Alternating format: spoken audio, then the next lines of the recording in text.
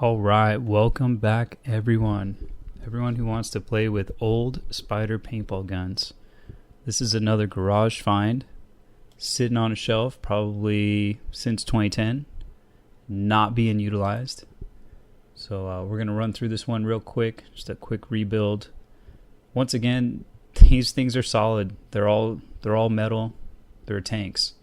You just need to get the old melted O-rings out, clean them up, grease, lube, whatever. I think the manual says just use marker oil, but I put a little bit of grease, especially on the non-moving parts, and that seems to seal them up. They work great.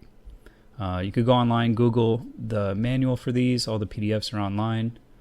And of course, diving right in. First thing, getting the trigger guard off. The Sonix Pro reminds me exactly of like the TLR. It's even lighter. So I'm stoked to see this one on the field again. It's got the short barrel, and right now I'm just taking the trigger guard off. 2 screws, pretty easy. Important to do this anytime you're gonna pull the striker out of the gun. That way you don't ruin the new O-ring once you get it all rebuilt. So I always remove this before I do the top portion. And trying to do this in one hand is always fun, but yeah. Give me just a second here. So you can flip this around. And just like the TLR, you have to take that little piece off the top. That way you can pull all the guts out through the frame. And yeah, this little piece is holding everything up. So yeah, they're almost identical as far as the internal bits. So that's the cool part. There's a lot of parts you can still get online.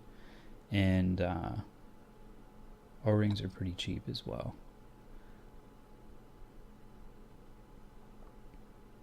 That just pulls out the out of the bolt there, that little catch. Just pull it straight out. And essentially you get the striker out. This one I also put a new spring in it, so we're definitely going to want to use the chronograph to see what it's going to be shooting at. The adjustment on these was that other piece before I took this out. It's not right on the back. But yeah, on this one you can see just old and dusty, completely dry. What are we doing here? The striker bolt, the O-ring melted. The other O-rings are all dusty and nasty. So all that, was it 1, 2, 3 right there that we need to be replaced.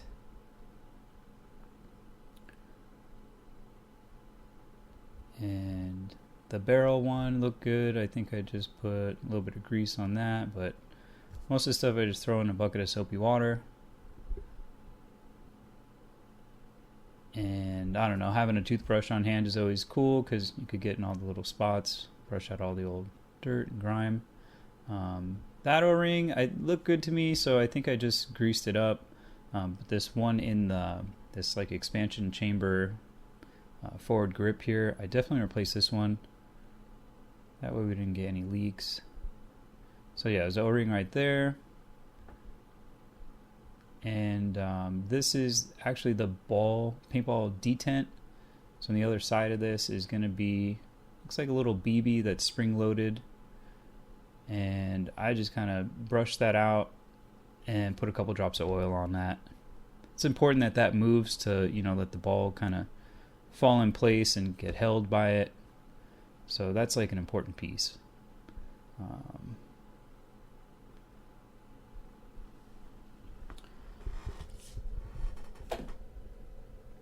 Next up, that gold screw holds the valve body, and to the left of the valve body, like this screw here, is what's going to hold, basically the cup seal is going to come out. And this is what people online say they have a lot of trouble with. I haven't seen one that the cup seal is bad. That's the white piece at the end of the spring.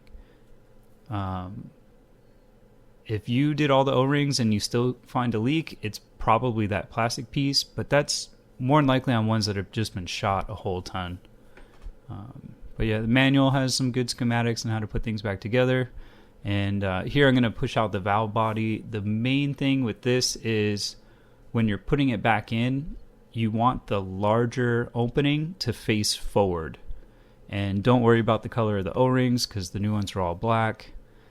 You're going to see here when this thing pops out, that front O-ring that's white or clear, that's the larger hole where the cup seal will fit into. So just make sure when you put it back, the larger one is facing forward.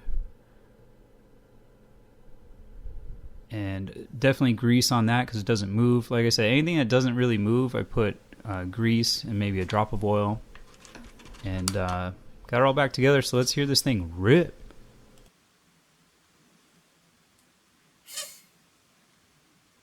Dude, we're good.